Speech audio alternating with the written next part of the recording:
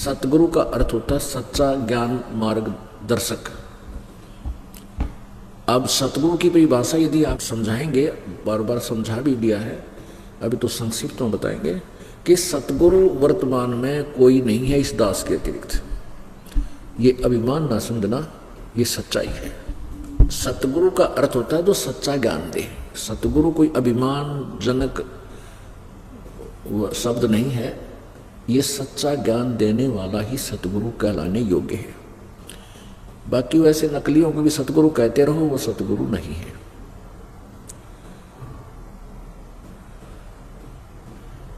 तो पूरे संत से यानी सतगुरु जब मिल जाए, संत मिल जाए,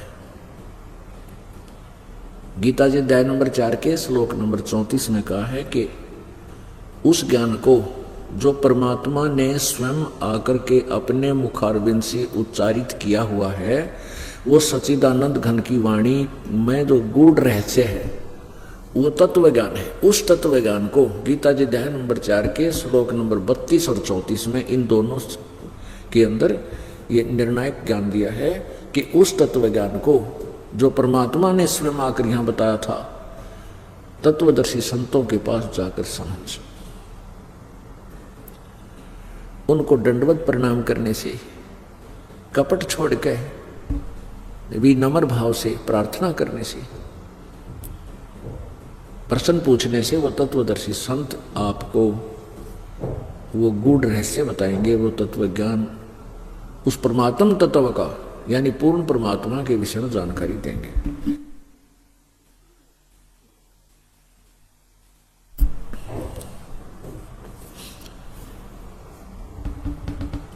कल क्या बताया था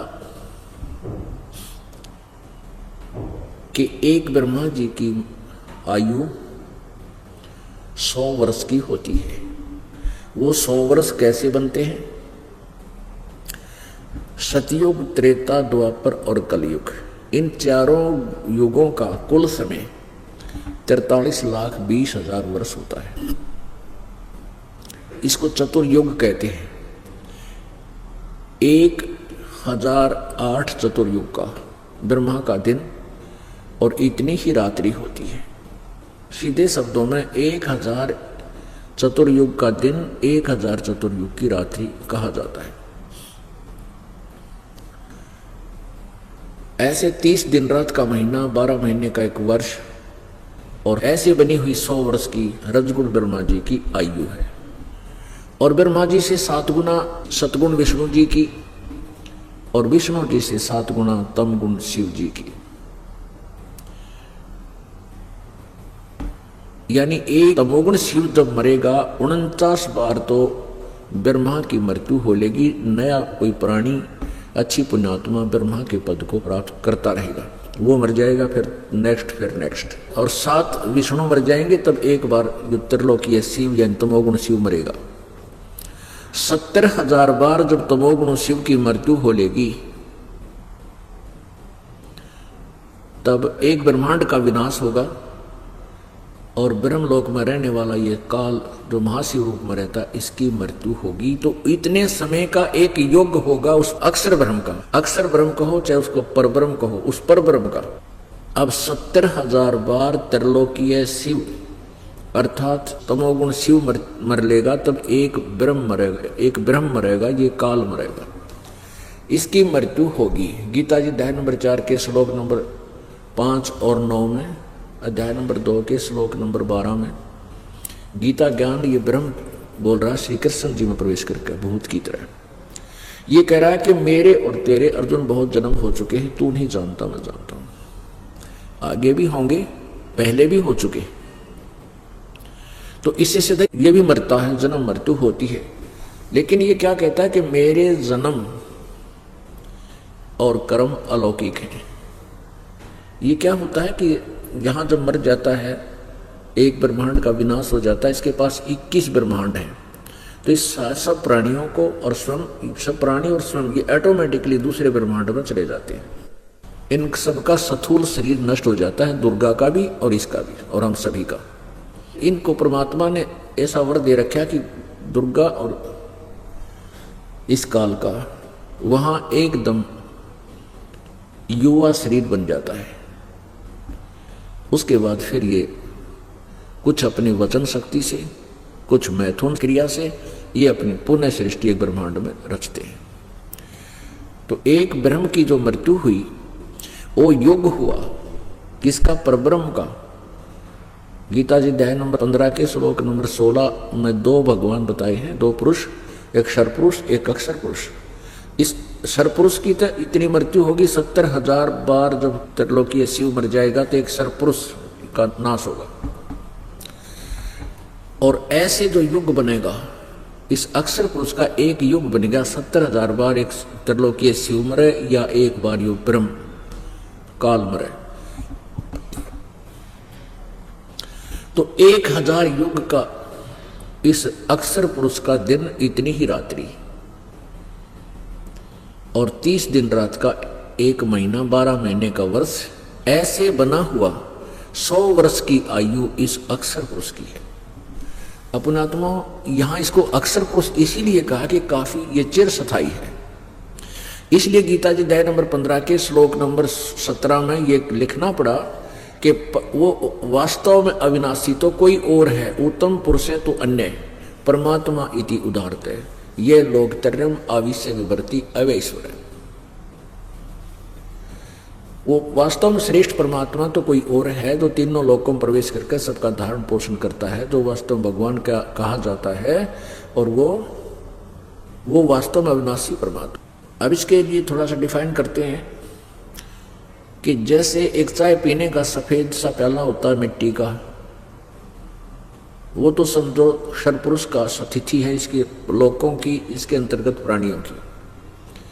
अंडरस्टूड है कि एक बार पक्के फर्श पर गिर गया वो टुकड़े टुकड़े हो जाता है। तो ये ऐसा शरीर, तो ऐसी सतिथि समझो इस क्षरपुरुष की, यानी ब्रह्म की, काल की, और इसके अंतर्गत सभी प्राणियों की। वो कभी भी मृत्यु को प्राप्त हो सकते हैं, उनका ऐसा शरीर है। चाहे भले उनका नूर का शरीर भी है, वो भी ऐसा ही नाशवान है, सभी नाशवान है।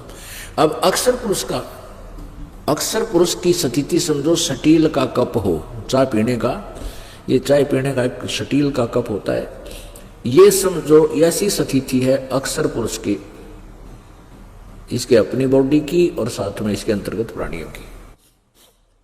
स्टील को भी जंग लगेगा, लेकिन उस मिट्टी के पहले कप की तुलना में ये चिर स्थायी है। इसलिए अक्षर पुरुष कहा इस ब्रह्म को, परब्रह्म को, कि ये चिर स्थायी है। अक्षर माने अविनाशी ही होता है, जिसका नाश ना हो। ऐशर, शर माने नाशवान, अक्षर जो नाशवान ना हो, नाश ना हो। लेकिन इसको डिफाइन करने के लिए 15वें अध्याय के 70वें श्लोक में परमात्मा ने बोला है, इस काल ने खुद बोला है कि उत्तम पुरुष है तो अन्य है। इन ऊपर वालों से सरपुरुष, अक्षर पुरुष से कोई और है। इसको सरब्रह्म कहो, सरपुरुष कहो, दूसरे नंबर को अक्षर पुरुष कहो, अक्षर ब्रह्म कहो, या पर ब्रह्म कहो। और तीसरे नंबर का जो परमात्मा है उसको समझो सोने का कप होया करे, सोने का, सोने धातु से बना हुआ। वह धातु अक्सर नष्ट नहीं होता, ना उसको जंग लगता, ना किसी अन्य परिस्थितियों में वो जंग आदि से नष्ट नहीं होता जैसे अन्य होते। तो ये तो तुलनात्मक तरीका है बताने का। तो ऐसा उस परमात्मा पूर्ण ब्रह्म, तो समझो उसका बॉडी है, शरीर है, वो कभी नष्ट नहीं होता। और वहां जाने के बाद हम प्राणियों को जो सत साधना करके वहां चले जाएंगे, उनको भी ऐसा ही शरीर मिलेगा जो कभी नष्ट नहीं होगा, सदा युवा रहेगा। अब अक्षर पुरुष की मृत्यु कैसे होगी? अभी आपने देखा, क्योंकि आजकल तो बड़े माइंडेड बच्चे हैं, इतने बड़े बड़े कंप्यूटर बना लिए, कंप्यूटर सीखने लग रहे, 2 अक्षरों में समझ गए होंगे कि 70,000 बार त्रिलोकीय शिव मरने के बाद एक ब्रह्म की मृत्यु, एक ब्रह्मांड का विनाश, और ऐसे एक युग हो गया, इतना पीरियड, एक युग हो गया किसका? अक्षर पुरुष का, इस पर ब्रह्म का। और 1000 युग, इसमें चतुर्युग नहीं है। ब्रह्मा जी की आयु की कैलकुलेशन में चतुर्युग बोला जाता है, आता है। इस अक्षर पुरुष की आयु की गणना में चतुर्युग नहीं, ओनली युग। गीता जी अध्याय नंबर 8 के श्लोक नंबर 17 में इसी के बारे में जानकारी है। अज्ञानी अनुवादकर्ताओं ने वहां ब्रह्मा का तो आयु लिख दिया, चतुर्युग अपनी तरफ से लिख दिया, जबकि मूल संस्कृत में चतुर्युग नहीं है, मूल भाषा में चतुर्युग नहीं, ओनली युग है। अब ऐसे 1000 युग का दिन, इतनी ही रात्रि, 30 दिन रात का अक्षर पुरुष का महीना, 12 महीने का एक वर्ष और 100 वर्ष की इस अक्षर पुरुष की आयु, और फिर भी मृत्यु। तो पुण्यात्माओं इसके विषय में क्या बताया है? एती उम्र बुलंद मरेगा अंतरे, क्योंकि सतगुरु लगे न कान न बैठे वो संतरे। कौन से संत ना मिले? गीता जी अध्याय नंबर 4 के श्लोक नंबर 34 में जिसके विषय बताया है। पवित्र यजुर्वेद अध्याय नंबर 40 के श्लोक नंबर 10 से लेकर 13 तक जिस तत्वदर्शी संत के विषय में जानकारी दी है वो इनको नहीं मिला, जिस कारण से इतनी लंबी आयु हो जाएगी तो भी जन्म और मृत्यु बना रहेगा, और जब तक जन्म मृत्यु रहेगा तो हम सुखी नहीं हो सकते, क्योंकि 21 ब्रह्मांड में और 7 संग ब्रह्मांड जो अक्षर पुरुष के हैं, 21 ब्रह्मांड इस सरपुरुष के यानी ब्रह्म के हैं, इनमें कोई प्राणी सुखी नहीं है। यहां सुख नाम की वस्तु है ही नहीं। हम इस झूठे सुख को सुख मानकर इसी में आनंदित रहते हैं, क्योंकि हमने वो वास्तविक सुख हम भूल चुके हैं। उस वास्तविक सुख का हमें ज्ञान ही नहीं है। तो पुण्यात्माओं सतगुरु मिलेंगे जो बात बनेगी। सतगुरु, पुण्यात्माओं सतगुरु मिलेंगे जो बात बनेगी। और सतगुरु परमात्मा ने दया कर दी अब कलयुग में इस दास को अपना वो खजाना संभलवा दिया जो युगों युगों से छुपा रखा था परमात्मा ने। परमेश्वर जब स्वयं आए थे कबीर जी 600 वर्ष पहले काशी में, सन 1398 से लेकर सन 1518 तक 120 वर्ष एक मनुष्य जनसाधारण जैसी भूमिका करके, एक तत्वदर्शी संत की भूमिका करके वो पूरा ज्ञान प्रचार करके लिपिबद्ध करवा गए। उसमें अपनी जिन प्रिय आत्माओं को मिले थे, आदरणीय नानक साहिब जी को मिले थे बेई नदी पर सचखंड से आकर, और धर्मदास जी को मिले थे बांधवगढ़ में। धर्मदास जी से परमात्मा ने पूरा विवेचन दिया था और बहुत ही डिस्कस की थी, वो लिपिबद्ध किया गया है धर्मदास जी द्वारा। परमात्मा ने कहा था कि हे धर्मदास, तो 1,00,000 दुहाई और ये मूल ज्ञान कहीं बाहर ना जाए। ये जो ज्ञान पुण्यात्माओं अब जिसको खोला जा रहा है, जिसका प्रकाश किया जा रहा है, ये पहले परमात्मा ने बैन ला रखा था कि अभी इसको किसी को नहीं बताना, नहीं तो नकली संत, नकली ऋषि, नकली गुरु इस ज्ञान को सुनकर ऐसा ही ज्ञान प्रचार कर देंगे, फिर हम बिनता नहीं बता पाएंगे। वो ज्ञान तो प्रचार कर देंगे बेशक, लेकिन उनके पास मंत्र नहीं होगा। मंत्र भी मान लीजिए किसी ने चुरा लिया तो उनको अधिकार नहीं होगा, तो वो काम नहीं करेगा, उनसे दिलिया हुआ मंत्र भी लाभ नहीं देगा, इसलिए काल का दाव लग जाएगा। तो परमात्मा ने इस सार शब्द और इस सार ज्ञान को, मूल ज्ञान, मूल शब्द, मूल मंत्र, इनको छुपाकर रखने का आदेश दिया था शक्ति से। धर्मदास तो 1,00,000 दुहाई, ये सार शब्द कहीं बार न जाई, सार शब्द बार जो पर ही बिचली पीढ़ी हंस नहीं तरही। इसी प्रकार सार नाम के, सार ज्ञान के बारे में, ये सार ज्ञान है, ये मूल ज्ञान है, ये तत्व ज्ञान है। धर्मदास तो 1,00,000 दुहाई, ये मूल ज्ञान कहीं बाहर न जाई, मूल ज्ञान बाहर जो पढ़ी, ये तत्व ज्ञान अगर किसी के हाथ लग गया तो बिचली पीढ़ी हंस नहीं तरही। और मूल ज्ञान तब तक छुपाई जब तक 12 पंथ ना मिट जाए। इस ज्ञान को अभी तक छुपा के रखना था। ये 12 पंथ जो चलाए थे काल ने,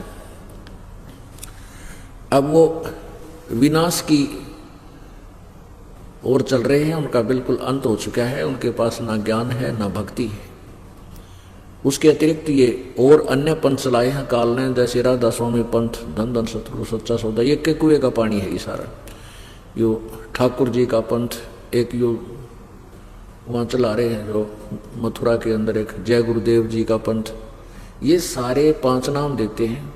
सरसा वालों ने थोड़ी सी चतुरता कर दी है, क्योंकि कई एक ने उनसे टोक दिया कि ये तो 5 काल के नाम हैं, तो उन्होंने अपनी तरफ से मनमुखी नाम और शुरू कर दिए 3, अकाल मूर्त, शब्द स्वरूपी राम और सतपुरुष। ये कोई मंत्र है? और एक ब्रह्मणा पैदा कर रखिए, गुरु जी जो नाम दे दे वो मंत्र बन जाता है। ये सबसे बड़ी भूल है। तो पुण्यात्मा इस काल ने तो ये अज्ञान करवाना था, करवा दिया। अब परमात्मा दया करेंगे, अपने बच्चों को अपना ज्ञान समझाएंगे। धीरे धीरे जैसे उस अज्ञान का प्रचार होगा, धीरे धीरे इस तत्व ज्ञान का भी प्रचार अपने हिसाब से होगा। और ये ऐसा ज्ञान है, फिर ये समझाने के बाद दूसरा ज्ञान आपको बिल्कुल भी अच्छा नहीं लगेगा, क्योंकि वो तो बिल्कुल व्यर्थ है। अब परमात्मा कहते हैं सतगुरु बिना ये बात बने को नहीं। तुम कौन राम का जपते जापम तातम डना तीनू तापम। तुम किन भगवानों की भक्ति करते हो जिससे तुम्हारे 3 ताप का दुख भी समाप्त नहीं होता।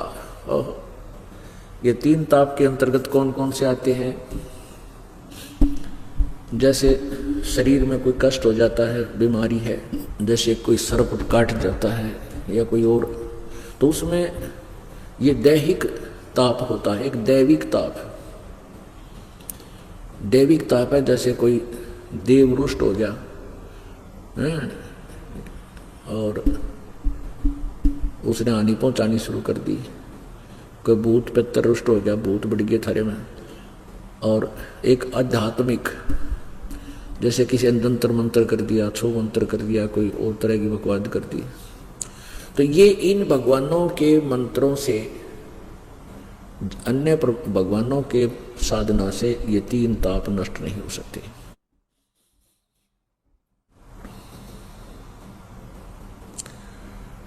पुण्यात्मा विचार करने की बात है। नारद जी ने भगवान विष्णु जी को श्राप दिया था। किस समय? अब नारद जी के मन में एक अभिमान हो गया था। वो कुछ दिन जंगल में रह करके साधना करके आया था और उसने ये कह दिया था अपने पिता ब्रह्मा जी को कि पिताजी, मैं अब इस भ्रम जाल में फंसू नहीं और मैंने अपने मन पर काबू पा लिया है, मैंने कंट्रोल कर लिया है, मैंने अपनी इंद्रियों पर काबू पा लिया है, मेरे अंदर कोई विकार रहा नहीं, कोई वासना शेष नहीं है। तो ब्रह्मा जी ने कहा बेटा मेरे, वो तो अच्छी बात है, साधु संत फकीरों का यही कार्य होता है, पर ये तो किसी और का आगे मत बताना, अपनी वस्तु को गुप्त रखा करते हैं। और कहा कि विशेषकर आप विष्णु जी से मत कहना। अब नारद जी ने सोचा पिताजी तो वैसे ही कह रहे हैं, तो मैंने उपलब्धि हुई है तो उसका डंडोरा पीटूंगा, मैं तो सबको बताऊंगा। विष्णु जी के पास गया और बालक की एक खास बात वो है, जिस वस्तु ने नो कहना इसने मत छेड़िए, उसने जरूर छेड़ेगा पाछे से, यह आदत खराब होती है। तो विष्णु जी के पास गया, विष्णु जी से कहा कुशल मंगल हुई। फिर उन तो वही उस उद्देश्य से कहा था, जाते ही कहा कि भगवान मैंने अपने मन को काबू कर लिया, अपने इंद्रियों को कंट्रोल कर लिया, अब मैं मेरे में वासना शेष नहीं रही, मैं बहुत कठिन तप करके आया। विष्णु जी बोले बेटा बहुत अच्छी बात है ऋषि जी, साधु संतों का यही काम होता है।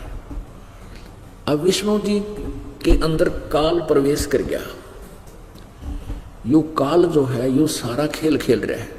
अब इस काल ने सोची यदि नारद जी की तरह और सभी अपनी इंद्रियों पर काबू कर लेंगे तो संतान उत्पत्ति कौन करेगा? मुझे खाने के लिए ये कहाँ से आएगा आहार? 1 लाख मनुष्य।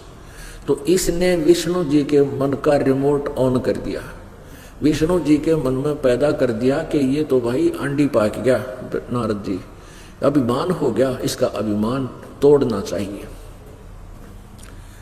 अब नारद जी विष्णु जी से मिलकर आ रहा था, रास्ते में एक मायावी नगरी बना दी, माया की नगरी रच दी काल भगवान ने। और वहां जब ये ब्याह तो है, यो सिरदर्द है। इसने इतना काम बिगाड़ रखा है, ये पहले से बिजली गिरी हुई है। शादी, राजा के लड़की की शादी का स्वयंवर, राजा की लड़की का स्वयंवर, स्वयंवर का अर्थ होता था वो अपने आप अपनी मर्जी का पति चुना करती थी।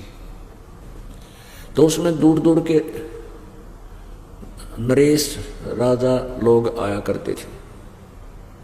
तो उस नगर के अंदर बहुत अच्छे बैंड बाजे बाजे थे, और ये ब्याह के गीत बड़े बूढ़े होया करें। किसी का ना जी करता उसका दिल कर जा ब्याह करवाने, इसे गाया करें बेमतलब की बकवादे, ऐसे बैंड बाजा करें। तो नारद जी जा रहे थे, वहां ये सब मंगल गान हो रहे थे। अब नारद जी के उसने ली अंगड़ाई, वो अंदर जमा था सारा। कहते हैं विकार मत मरे मत जानियो जो भूबड़ में आगे, ये मत समझ लेना कि तुमने विकार मार लिए, नहीं, ये कुछ दिन के लिए शांत हो जाते हैं। जैसे भूबड़ में आग, राख के अंदर अंगार दबे होते हैं ना, जब उसने निकाला घंटे 2 घंटे के बाद तो दूने धंधकते हुए बाहर आया करें।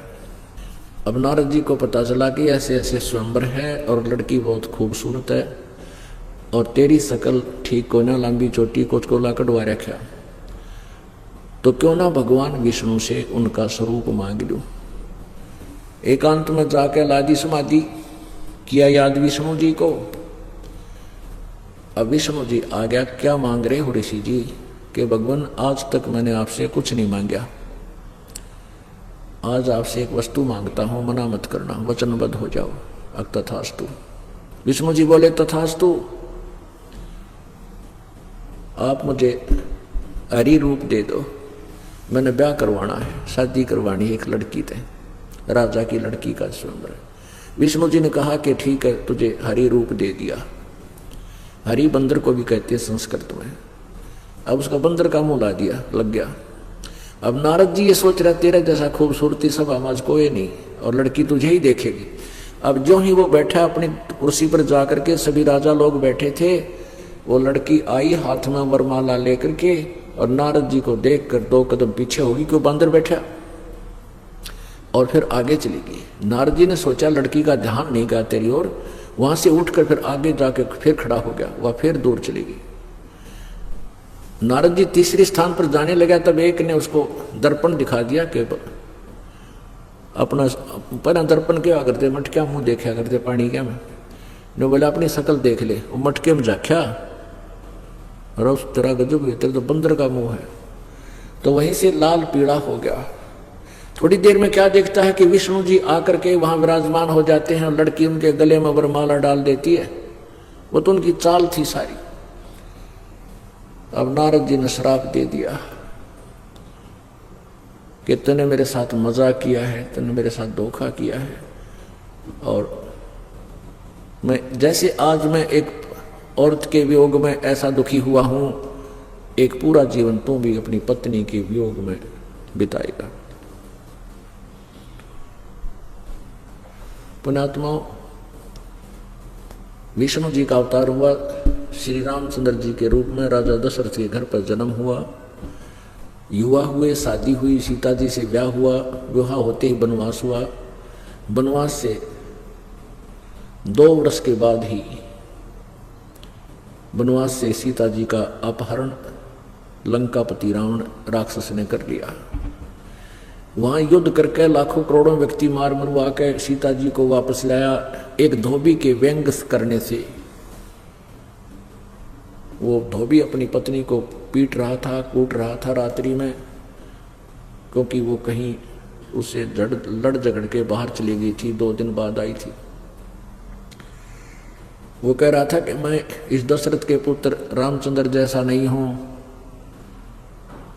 जिसने रावण के साथ रही सीता को अपने पास रख लिया। मैं तुझे बिल्कुल नहीं रखूंगा, तू चली जा यहां से।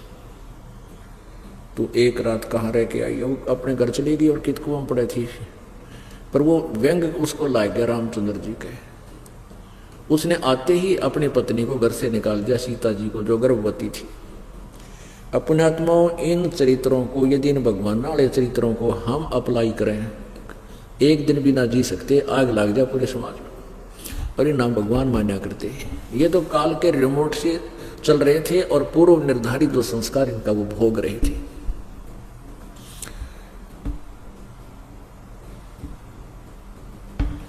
अब नारद जी ने श्राप दिया, विष्णु जी ने भोगना ही पड़ा, वो कट नहीं सका। फिर श्री रामचंद्र रूप में बाली मारा था सुग्रीव का भाई, रामचंद्र जी ने श्री कृष्ण रूप में वो भी बदला, इसने देना पड़ा। वो बाली वाली आत्मा तो बनी एक शिकारी, और श्री राम यानी विष्णु वाली आत्मा बनी श्री कृष्ण जी, और वहां उनके पैर में तीर मारकर उनका वध किया। किसने? उस बाली वाली आत्मा शिकारी ने, यानी अपना बदला टेट फॉर टेट पूरा किया। तो यहां जो जैसे कर्म करता है वैसा ही फल मिलता है। कोई दुखी है तो अपना दुख को भोगेगा ही भोगेगा, जिसके भाग में दुख है तो वो दुख ही भोगेगा, उसमें कोई परिवर्तन नहीं हो सकता। क्योंकि पाप से दुख होता है, पुण्य से सुख होता है। और परमात्मा पूर्ण ब्रह्म सत्पुरुष की साधना से हमारे पाप नाश हो जाते हैं, दुख नष्ट हो जाते हैं।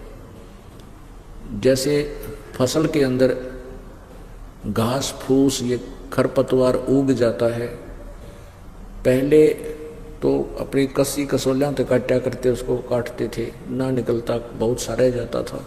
अब एक ऐसी दवाई की खोज होगी है कि उसको जल में डाल देते हैं, वो घास घास न फूंक देती है, फसल को हानि नहीं करती। ऐसे ही ये मंत्र है परमात्मा का जो अब आपको दिया जाता है, ये आपके पापों का नाश कर देता है और आपके पुण्य प्रफुल्लित हो जाते हैं। तो परमात्मा कहते हैं तुम कौन राम का जपते जापम, कबीर जी ने आके बताया तुम किन भगवानों का भक्ति करते हो, ताते कटे ना तीनों तापम। इसलिए तुम्हारे ये तीन ताप भी नष्ट नहीं हो पा रहे। पुणात्मा गीता जी का ज्ञान श्री कृष्ण जी में प्रवेश करके इस ब्रह्म ने बोला, ज्योति निरंजन ने बोला।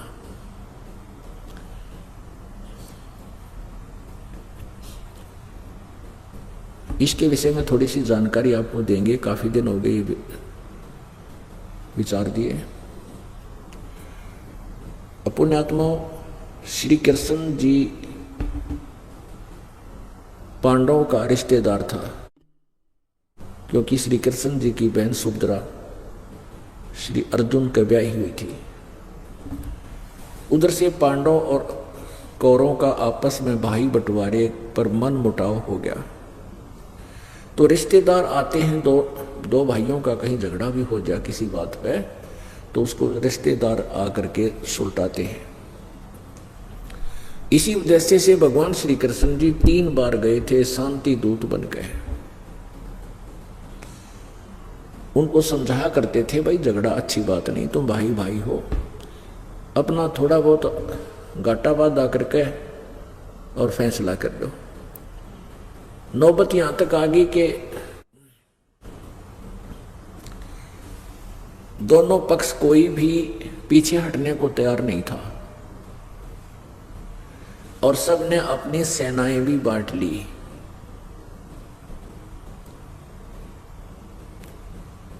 तो श्री कृष्ण जी ने सोचा मैं एक दांव और लगाता हूं, क्योंकि मेरे जो पांडव हैं रिश्तेदार, इनको ये भ्रम हो गया कि हमारे साथ हमारा रिश्तेदार है और ये हमें विजयी करा देगा।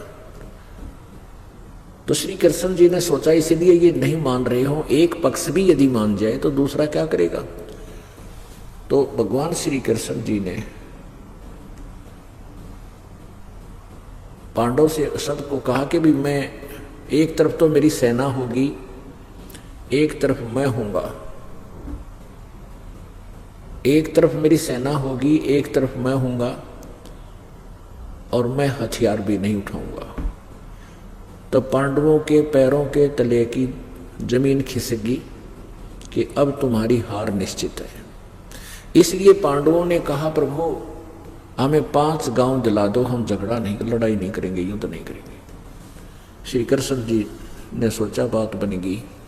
वो पांडव कौरवों की सभा में गया, कौरवों को समझाने लगा कि दुर्योधन उनको 5 गांव दे दो, और वो कहते हैं हम युद्ध नहीं करेंगे, हम एकांत में अपना टाइम पास कर लेंगे। अब कहते हैं विनाश काले विप्रताबुदी। दुर्योधन कहने लगा उनके लिए तो सुई के नोक टिके इतनी भी पृथ्वी नहीं है। यदि उन्होंने राज्य चाहिए तो युद्ध करके ले सकते हैं। इस बात से श्री कृष्ण जी घड़े नाराज हो गए और कहने लगे, दुर्बुद्धि प्राणी, कहाँ तो आधा राज्य और कहाँ 5 गांव, तेरी बुद्धि भ्रष्ट होगी है। दुर्योधन तो इंसान नहीं शैतान है। अब राजा में अभिमान बहुत होता है, ये शब्द राजा नहीं सहन कर सकता। दुर्योधन कहने लगा कि तेरी कैसी हिम्मत पड़गी मुझे शैतान कहने की, तो मुझे कौन होता है शिक्षा देने वाला। अपने भाइयों से 101 थे वो कुल मिला के दुर्योधन, और साथ में योद्धा खड़े थे और भी।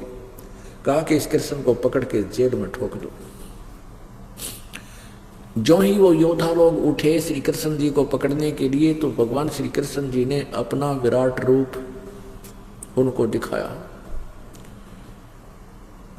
उस विराट रूप की चमक से उनकी आंखें चुंधिया गई, डर के मारे वो इधर उधर छिप खिसक गए, आंखें बंद करके नीचे को पड़ गए। जैसे वेल्डिंग सेट की एकदम चमक लगा करे, आंखें फिर दोबारा 2-3 बार देख ले फिर देख नहीं सकती, वो कंडेम हो जाती, ऐसी स्थिति होगी उनकी। तो श्री कृष्ण जी वहां से निकल आए। अब ये याद रखना कि श्री कृष्ण जी ने कौरवों की सभा में अपना विराट रूप दिखा दिया। अब गीता बोलते समय गीता ज्ञानदाता ये काल बोल रहा है। गीता जी 11वें अध्याय के 47-48 श्लोक में कहता है कि अर्जुन ये है मेरा वास्तविक काल रूप, विराट रूप। और इसको न तो वेदों में वर्णित विधि से, न किसी जप से, न तप से, न किसी यज्ञ से, किसी क्रिया से कोई नहीं दे, तेरे अतिरिक्त पहले कोई ना देख सका और ना आगे देख सकता। पहले किसी ने नहीं देखा इसको। तो इससे सिद्ध है कि कौरवों की सभा में श्री कृष्ण तो अपना विराट रूप दिखा चुके थे। अब गीता जी का ज्ञान श्री कृष्ण नहीं दे रहे थे। एक पॉइंट ये कंसेप्ट क्लियर हुआ। अब जो ही युद्ध के मैदान में चले गए, आमने सामने सेनाएं खड़ी हैं। अर्जुन ने देखा कि सामने हमारे भाई, भतीजे, रिश्तेदार, बहनों के पति हैं, और ये हमारे साथ घुल मिल कर रहा करते थे, कितने प्यार से रहते थे। अपने आत्माओं ये माया जो है ना, ये लालच बहुत बुरा है, ये अंधा कर दे प्राणी ने। नहीं तो आपस में भाई बहन, भाइयों के चाचे ताऊओं के बच्चे दूसरे नहीं होते, बहुत निकट होते हैं, उनमें बहुत ममता होती है, बड़ा प्रेम होता है। तो उसमें अर्जुन ने कहा कि प्रभु मैं युद्ध नहीं करूंगा, मैं युद्ध नहीं करूंगा, किसको मारूं? ये सामने मेरे बच्चे हैं, भाई के बच्चे हैं तो अपने ही हैं, रिश्तेदार हैं, बहनों के पति हैं, और मैं नहीं करूंगा इस जुल्म को। तो पुण्यात्माओं, यदि श्री कृष्ण जी वहां उपस्थित होते, वो तो पहले नहीं चाहते युद्ध ना हो, वो पहले चाहते युद्ध ना हो, तो उस समय वो कह देते कि चल अर्जुन, धन्य तेरे माता पिता ने, अभी कुछ नहीं बिगड़ा, छोड़ इसको। लेकिन नहीं, वो काल बोल रहा था। काल ने तो ये करवाना था सारा काम, अत्याचार करवाना था। उसी समय श्री कृष्ण में प्रवेश कर गया वो काल के। श्री कृष्ण तो एक नर्मात्मा का व्यक्ति है और ये अभी मना कर देगा। ये ऐसे प्रवेश करके इसने जुल्म किया। अब ये प्रवेश कर जाता है एक दूसरे के शरीर में, ये काल, इसका प्रमाण अब फिर दिखाना आवश्यक है, क्योंकि ये ऐसा ज्ञान है जो तत्व ज्ञान है, यथार्थ ज्ञान है। और हमने जो पहले ज्ञान सुन रखा था वो यूजलेस लोक वेद दंत कथा सुन रखी थी, तो उस दंत कथा को हम सच मान बैठे थे, उसमें हमें नो ऑब्जेक्शन हो चुका था। अब इस सत्य ज्ञान को हृदय में समाने के लिए प्रमाणों की आवश्यकता पड़ेगी, तब ये गले उतरेगा अपने। ये देखिएगा श्री विष्णु पुराण,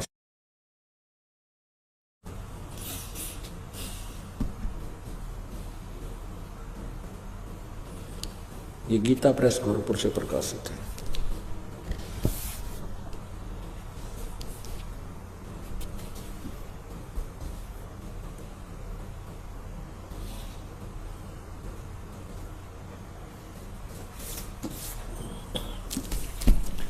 देखिएगा श्री श्री विष्णु पुराण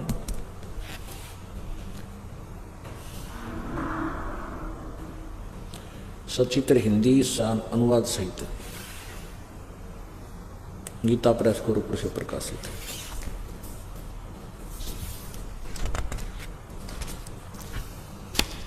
श्री विष्णु पुराण, अनुवादक है श्री मुनिलाल गुप्त। ये कहाँ से छपी है? गीता प्रेस गोरखपुर से, और प्रकाशक भी यही है।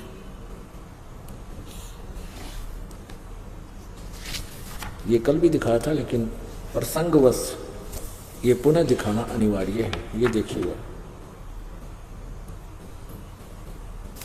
यह है चतुर्थ अंश, अध्याय नंबर 2, पृष्ठ नंबर 233।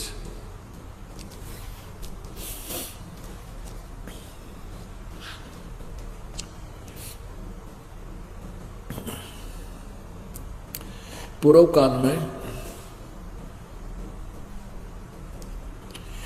काल में त्रेता युग में एक बार अति भीषण देवासुर संग्राम हुआ। देवताओं और असुरों का, राक्षसों का।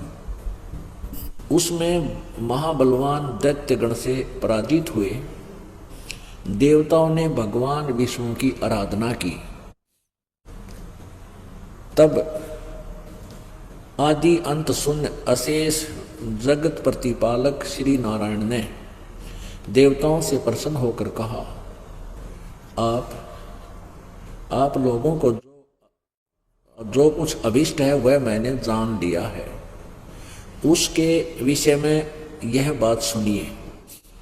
राजऋषि ससाद का जो पुरंजय नामक पुत्र है, उस अक्षत्रिय श्रेष्ठ के शरीर में मैं अंश मात्र से स्वयं अवतीर्ण होकर, यानी उसमें प्रवेश करूंगा कुछ समय के लिए, भूत की तरह उन संपूर्ण दैत्यों का नाश करूंगा।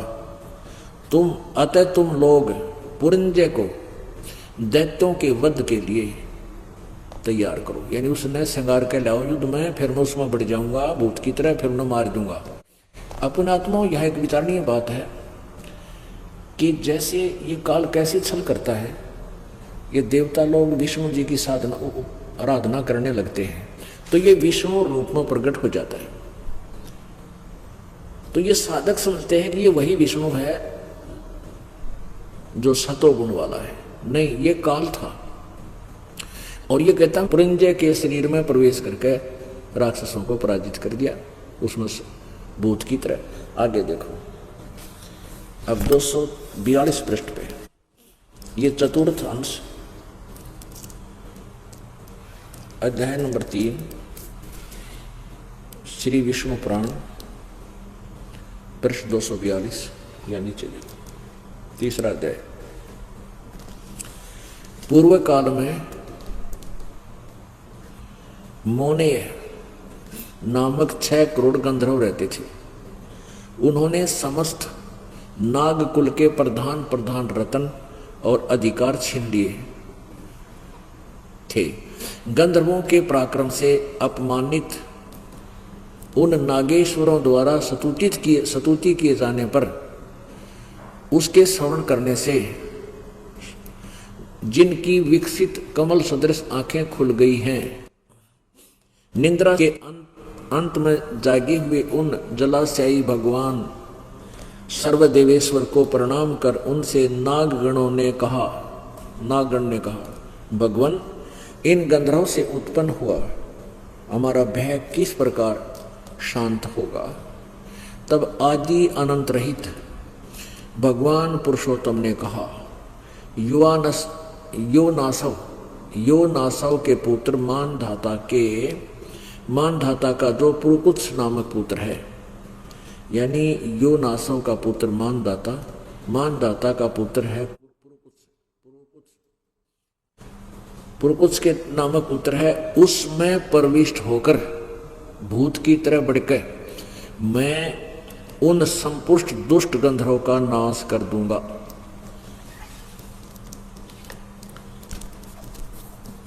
अब कंसेप्ट क्लियर हो गया कि युग काल ऐसे प्रवेश करके अपनी लीला कर जाता है। किसी का समझ में नहीं आती, क्योंकि पराक्रम नाम हो जाता उस व्यक्ति का, किसने ऐसा कर दिया, इसने ऐसा कर दिया, वो कर जाता है काल।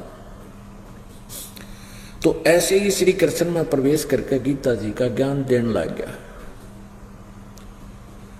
अर्जुन ने सोचा भाई ये हूं तो नहीं मान रहा है, तो भगवान पहले तो यूं कहता था झगड़ा नहीं करना चाहिए, बहुत बुरी बात होती है, ना जाने कौन मरे कौन जीवे, फिर राज कौन करेगा।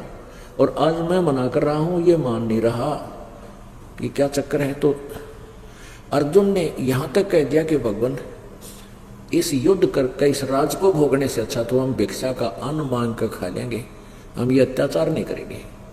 लेकिन काल तक दया थोड़ी है, इसका रहम नहीं है। इसने फिर ऐसे बट अर्जुन ने फिर ज्ञान में उलझा दिया कि आप एक तरफ तो कहते हो कि ज्ञान श्रेष्ठ है, एक तरफ कहते हो तुम कर्म श्रेष्ठ है, तो भगवान मन तुम ज्ञान ने क्यों ना बता दो, मैं अपना कल्याण करवा लूँ, इस कर्म इस ऐसे गंदे कर्म में क्यों लगा रहे हो मुझे। तो पुण्यात्माओं ये क्या कहता है, युद्ध करने के लिए इसने अपनी अटकल लाई। देखिएगा श्रीमद् भगवत गीता का ज्ञान में इसकी अपना जो अटकलबाजी है वो देखना।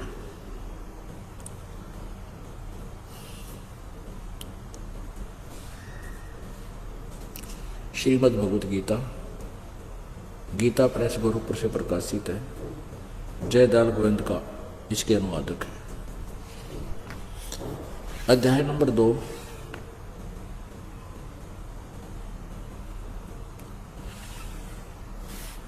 श्लोक नंबर 38 में ये क्या कहता है गीता ज्ञानदाता काल कि जय पराजय लाभ हानि सुख दुख को समान समझकर उसके बाद युद्ध के लिए तैयार हो जा। इस प्रकार युद्ध करने से तू पाप को नहीं प्राप्त होगा, यानी तेरे को पाप नहीं लगेगा। और 38 में क्या कह रहा है, लाभ हानि बता रहा है लड़ाने के लिए। 37 में क्या कह रहा है, कहता है कि या तो तू युद्ध में मारा जाकर स्वर्ग को प्राप्त होगा, अथवा संग्राम में जीत कर पृथ्वी का राज भोगेगा। इस कारण है अर्जुन युद्ध के लिए निश्चय करके खड़ा हो जा। अब गीता जी में ये ऐसा ज्ञान है, ये काल का अपना अड़ाया हुआ डंगा है, और बाकी शेष इसने वेदों वाला ज्ञान दिया है। अब यहाँ एक तरफ तो कह रहा है कि भाई लाभ हानि ने भूल के जय पराजय की तू चिंता ना कर, जीत हो चाहे हार, इसलिए युद्ध कर ले, इसलिए तू पाप को प्राप्त नहीं होगा। और फिर लाभ हानि आप बता रहा है कि यदि युद्ध में मारा गया तो स्वर्ग में जाएगा, और युद्ध जीत गया तो पृथ्वी का राज भोगेगा। बता इसके, तो इस आगे चल के हम आपको इसके एक कंसेप्ट क्लियर करना चाहते हैं कि एक समय जब ये पूरा ज्ञान इस काल ने दे दिया, पुण्यात्मा एक प्रसंग और आता है बीच में कि ये कहते हैं कि अर्जुन अक्षत्रिय धर्म को भूल गया था, और यदि अक्षत्रिय अपने धर्म को भूल जाते तो फिर सृष्टि में जो है स्थिति ठीक नहीं रहती। अर्जुन को अक्षत्रिय धर्म बनाए रखने के लिए युद्ध करवा दिया है। तेरा गजब। अब भगवान श्री कृष्ण भी अक्षत्रिय थे। जब काल्यवन ने मथुरा पर चढ़ाई की, ये मथुरा का शासक था, क्योंकि कंस की मृत्यु के बाद कंस ने अपने पिता को भी कैद कर रखा था। तो राजा उग्रसेन जी ने अपने भांजे को, अपने दोते को ये बागडोर संभाल दी थी, बेटा तू संभाल इस मथुरा के शासन को। तो उसी समय काल्यवन ने आक्रमण कर दिया 18 करोड़ सेना लेकर। अब श्री कृष्ण जी ने सोचा जब युद्ध करेंगे तो बहुत घने व्यक्ति मारे जाएंगे, और उससे कुछ दिन पहले नारद जी ने आकर श्री कृष्ण जी से बता दिया था कि यहाँ एक गुफा है, उस गुफा में एक मुचकंद नाम का एक राक्षस राजा है। वो 6 महीने तो युद्ध करता है और 6 महीने सोता है, उसकी ऐसी सिद्धि प्राप्त है। तो जब वो सो रहा होता है, यदि उस दौरान उसको कोई छेड़ दे, कच्ची नींद उठा दे, बीच में डिस्टर्ब कर दे, तो उसकी आंखों से अग्नि बाण छूटते हैं, जो भी सामने खड़ा होता है उनको भस्म कर देता है, मार डालता है।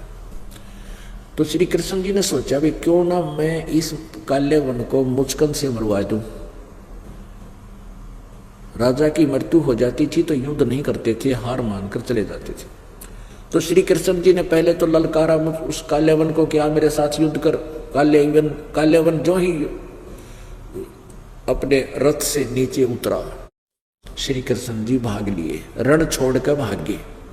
अब श्री कृष्ण जी युद्ध छोड़कर भाग गए, रण छोड़कर भाग गए, और काल्यवन पीछे पीछे, श्री कृष्ण जी आगे आगे। तो श्री कृष्ण जी उस गुफा में प्रवेश कर गए, गहरे चले गए जहां वो मुचकंद सोया था, और अपना जो कपड़ा था पीले रंग का पीताम्बर, वो मुचकंद के ऊपर डाल दिया, उड़ा दिया, और आप आगे गहरे चले गए। काल्यवन भागा भागा आया, उसने देखा कि डर के मारा यहां छुप गया। कपड़े की पहचान कर ली, पकड़ कर टांग और मरोड़ दिया काल्यवन ने। किसको? मुचकंद को, कृष्ण जी मानकर। और जो ही मुचकंद की निंद्रा भंग हुई, आंखों से अग्नि बाण छूटे और काल्यवन मर गया। अपने आत्माओं, यदि ये कहें कि श्री कृष्ण अर्जुन को क्षत्रिय धर्म की का पाठ पढ़ाना चाहा था, यह भी गलत है, क्योंकि उसमें क्षत्रिय रण छोड़ कर भाग गया और उसको रणछोड़ नाम से, भगवान के नाम से जाना जाने लगा। बोलो रणछोड़ भगवान की जय। अरे थरा गजब भैया, तुम जय बोलो हो, बेइज्जती करो उसकी। नो बोलो रणछोड़ भगवान की जय।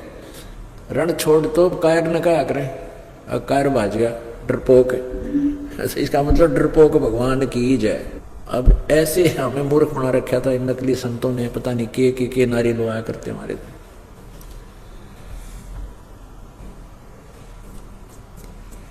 अपना आत्मा,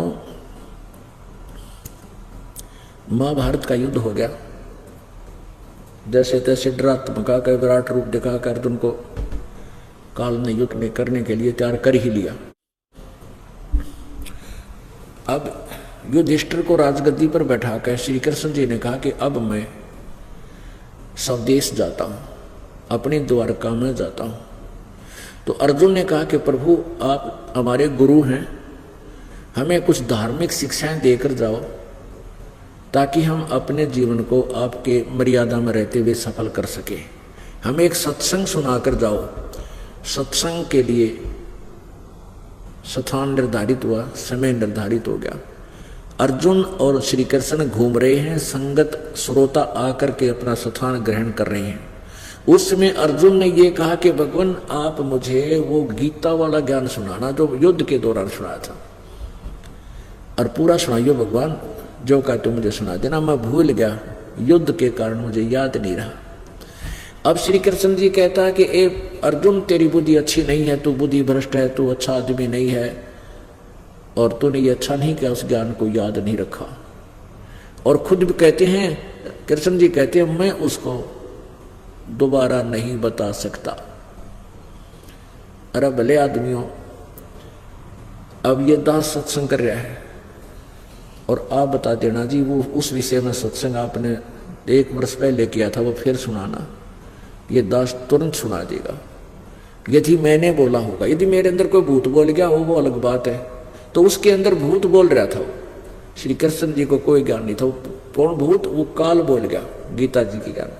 श्री कृष्ण जी कहते हैं मुझे अब वो ज्यों का तू दोहराना मेरे लिए मुश्किल है। और अर्जुन पर डांट मारे, जो कहते तूने याद नहीं रखा, तू अच्छा आदमी नहीं है, तू नालायक आदमी, तेरी बुद्धि अच्छी नहीं है, तूने याद रखना चाहिए था। और खुद कहता मुझे तो याद नहीं, मैं उसको बता नहीं सकता।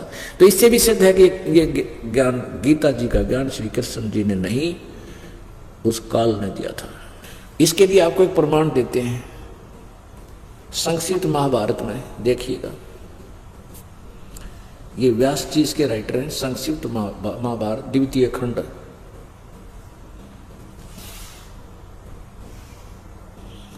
गीता प्रेस गोरखपुर।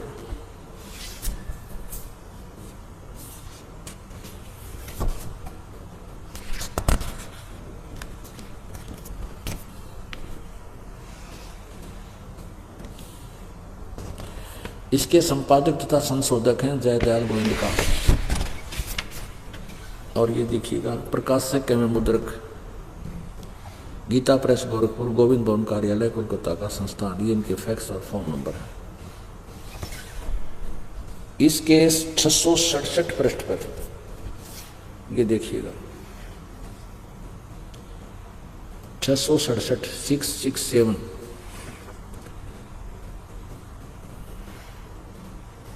श्री कृष्ण का अर्जुन से सिद्ध महर्षि और कश्यप का संवाद।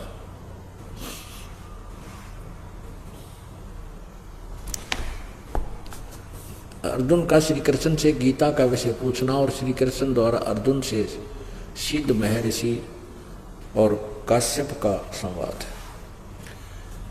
जन्मेजय ने पूछा ब्रह्मन वैशंपायन से, शत्रुओं का नाश हो जाने के बाद जब महात्मा श्री कृष्ण और अर्जुन सभा में बैठकर वार्तालाप कर रहे थे, उसमें उनमें क्या क्या बातचीत हुई।